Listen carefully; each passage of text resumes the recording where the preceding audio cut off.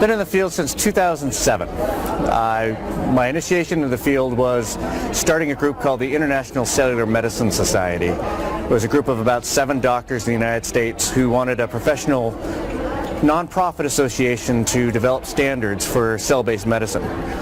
We grew that from 7 doctors to when I left in 2010 we had 3,500 doctors in 30 countries. And so from that I've seen the stem cell market really grow from its infancy, from the days when it was nothing but a few doctors doing bone marrow derived cells.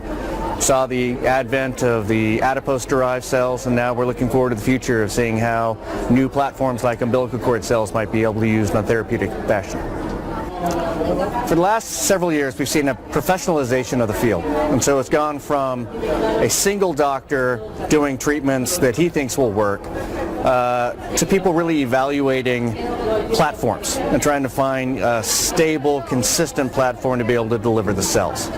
And so I think we're going to see that much more. I think we'll see the growth of networks in which there will be a quality-controlled, quality-assessed kit of some kind or platform for the cell processing that's going to be sent out to a group of doctors, and I think that's going to help standardize. Because right now when you have doctors doing things slightly different in every single location, it's almost impossible to collect data.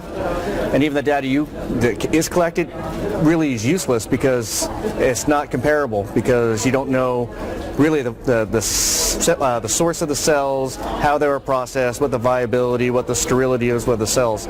So I think as we move forward, we're going to start seeing that that'll become a bigger deal. And once we sort of have this established platform, then we'll see the collection of data, which is really going to help show people that what the outcome and what the safety profile of these treatments really is. The key to look at is that the FDA doesn't have the ability to regulate the practice of medicine. And so there's a big debate as to whether or not stem cells are practiced for medicine or whether they're the creation of a biologic drug.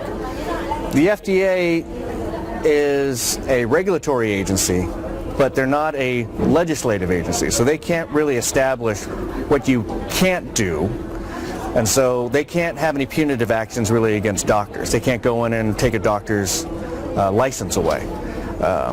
Only the state medical boards can do that. And so I think the bigger issue in the United States is how active are the state medical boards going to be? Are the state medical boards going to become much more engaged with how the doctors are practicing medicine? Are the state medical boards going to be investigating doctors who are performing stem cell treatments? I think what the FDA has done successfully is what we call legislate out of fear, which they convince doctors that it's illegal by coming out with draft guidelines that basically say, we believe, in our opinion, that the use of enzymes and the creation of stromal vascular fraction makes a drug.